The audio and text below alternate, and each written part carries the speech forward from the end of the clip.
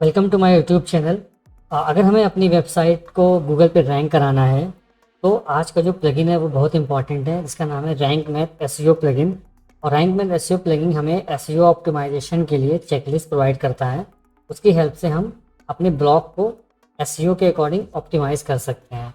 तो सबसे पहले कि इस प्लगइन्स को कैसे इंस्टॉल करते हैं वो देखना होता है। तो सबसे पहले क्या करेंगे, हम अपने प्लगइन सेक्शन में जाएंगे, यहाँ पे करेंगे ऐड प्लगइन, यहाँ पे सर्च करेंगे रैंक मैथ।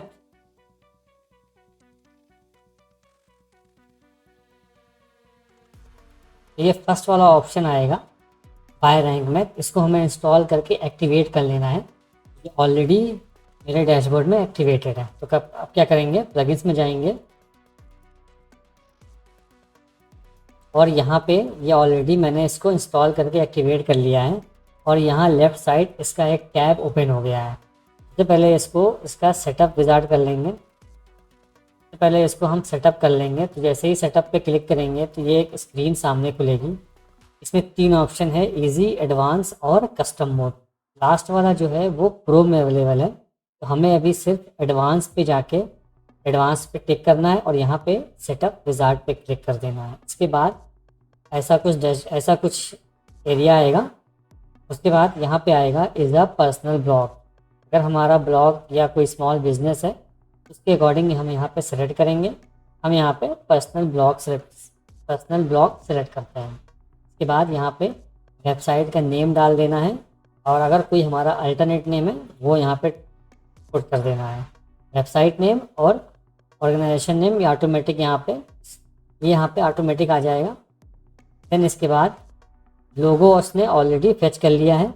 इसका मिनिमम साइज़ यहाँ पे दिखा रहा है 112x112 पिक्सल। देन इसके बाद नीचे आना है, यहाँ पे सेव एंड कंटिन्यू कर देना है। इसके बाद यहाँ पे आ रहा है कनेक्ट गूगल सर्विस। तो आना क्या है, सबसे नीचे आना है और यहाँ पे सेव एंड कंटिन्यू कर देना है अभी फ़िलहाल के लिए। देन इसके बाद जो भी सेटिंग्स यहाँ पे दी है ये ऑटोमेटिक आपके साइट मैप को क्रिएट कर देता है। ठीक है, जो भी दी है यहाँ पे सेव एंड कंटिन्यू कर देना है। उसके बाद यहाँ पे फिर से यहाँ पे सेव एंड कंटिन्यू, हमारा सेटअप रेडी हो गया है। देन इसके बाद यहाँ पे रिटर्न टू डैशबोर्ड, हमने रैंक मैथ को एक्टिवेट करके इसका सेटअप कर लिया है। अब ये यूज़ कैसे करना है, हम जाते हैं अपने पोस्ट में। मैंने यहाँ पे एक कुछ डमी पोस्ट लिखा था, तो मैं यहाँ पे क्लिक कर लेता हूँ। यहाँ पे अपने पोस्ट को एडिट करता हूँ। अभी यहाँ देखिए, यहाँ पे ऑप्शन आ रहा है 6/100 और नेम आ रहा है रैंक मैथ। तो अभी इस पोस्ट को रैंक मैथ ने 6 मार्क्स दिए हैं आउट ऑफ 100। तो हमें ये स्कोर अपडेट करना है ताकि हमारा पोस्ट एसईओ ऑप्टिमाइज्ड हो जाए। जैसे इस पर हम क्लिक करेंगे, यहाँ पे ऑप्शंस आ जाएंगे नीचे, बेसिक एसईओज, एडिशनल, टाइटल रीडेबिलिटी और कंटेंट रीडेबिलिटी।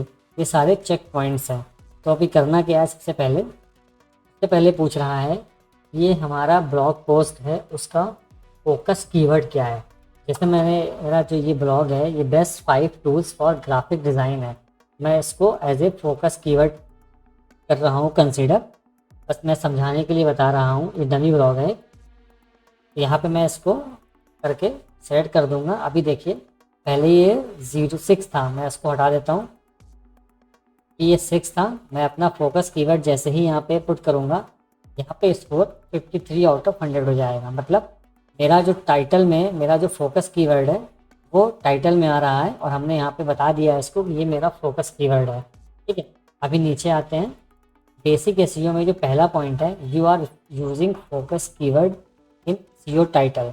हमने अपने एसईओ टाइटल में H1 टैग में इस फोकस कीवर्ड को यूज़ किया है।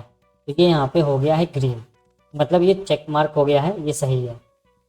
देन इसके बाद नीचे है focus keyword not found in your SEO Meta description. अब ये क्या होता है, हम ऊपर जाते हैं, यहाँ पे देखो एक प्रीव्यू विंडो है। यहाँ पे जब हम अपना कोई भी ब्लॉग पोस्ट लिखते हैं गूगल पे, कुछ इस तरह से शो होता है। हमारा टाइटल शो होगा, उनके कुछ टेक्स्ट शो होंगे, इसी को ही हम मेटा डिस्क्रिप्शन बोलते हैं।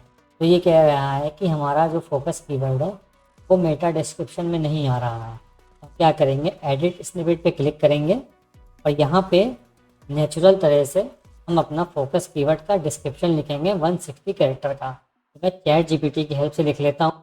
मैं यहाँ पे इसको कॉपी कर लेता हूँ, ठीक है। इसके बाद यहाँ पे देखिए टाइटल में, इस टाइटल को भी हम सही कर लेंगे। यहाँ पे हम इसको कॉपी करके डाल देंगे।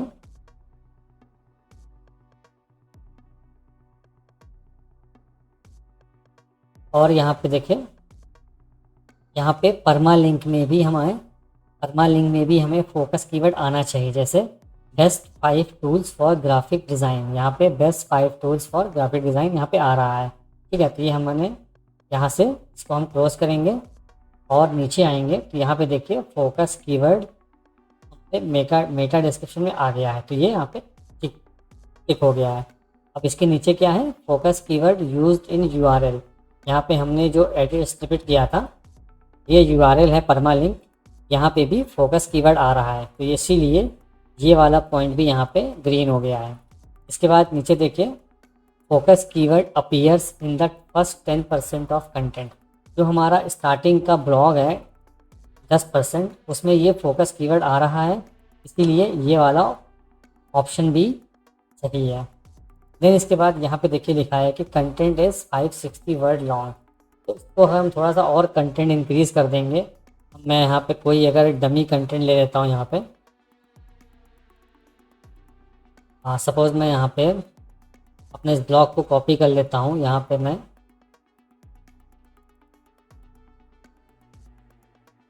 देखिए यहाँ पे मैंने कुछ FAQs ऐड कर दिए हैं। इस वजह से यहाँ पे देखिए कंटेंट इज 856 वर्ड लॉन्ग, तो यहाँ पे ऑरेंज टिक हो गया है, तो मतलब ये भी हमारा ठीक हो गया है। तो बेसिक एसईओ हमने ऑल गुड कर लिया। इसके बाद एडिशनल में 7 पॉइंट्स आते हैं। पहला देखिए फोकस कीवर्ड फाउंड इन सब हेडिंग्स। तो हमारी जो H2 H3 हेडिंग्स होती हैं उसमें भी फोकस कीवर्ड आना चाहिए। तो ये ऑलरेडी पहले से था, तो यहाँ पे इसने ग्रीन टिक कर लिया है। नेक्स्ट पॉइंट है add an image with your focus keyword as alt text. तो हमारे ब्लॉग में अगर कोई इमेज है तो उसका जो ऑल टेक्स्ट है उसके ऑल टेक्स्ट में कीवर्ड आना चाहिए। सपोज़ मैं यहाँ पे अगर कोई इमेज ऐड कर लेता हूँ, मैं इसको यहाँ से कॉपी कर लेता हूँ इस कीवर्ड्स को, और यहाँ पे इमेज लगा देता हूँ कोई।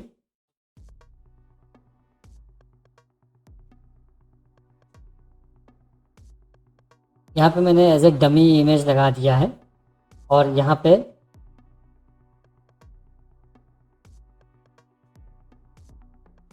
इसको मैंने सेलेक्ट किया है। और यहाँ पे देखिए राइट साइड ऑल टेक्स्ट का ऑप्शन आता है, यहाँ पे मैंने ऑल टेक्स्ट डाल के सेलेक्ट कर देता हूँ।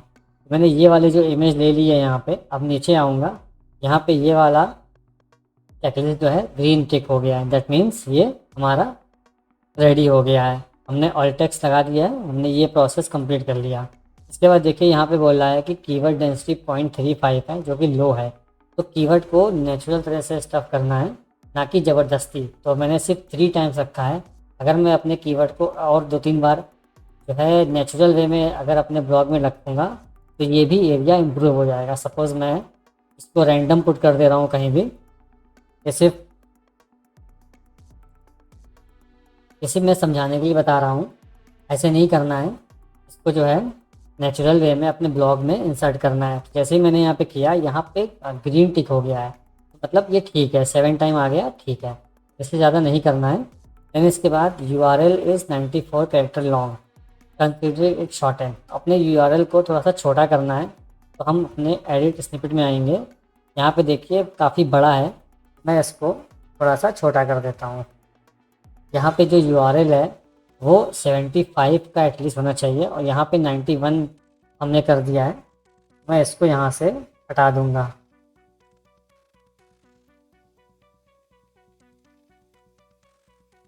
तो अब ये वाला पॉइंट देखते हैं, ये वाला पॉइंट भी करेक्ट हो गया है। देन इसके बाद है link out to external resources.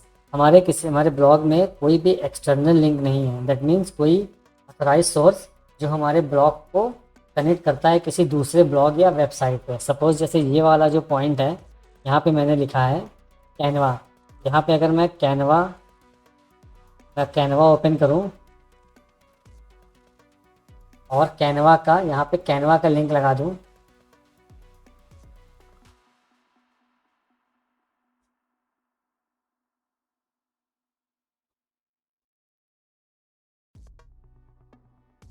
तो ये एक एक्सटर्नल लिंक हो गया। इस लिंक को यूज़र क्लिक करेगा तो डायरेक्ट कैनवा की वेबसाइट पे जाएगा।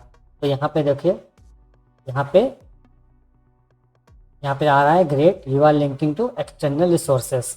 और यहाँ पे भी सेम यही चीज़ है कि एटलीस्ट वन एक्सटर्नल लिंक जो लगा हो यहाँ पे। देन इसके बाद नीचे है we could not find any internal link.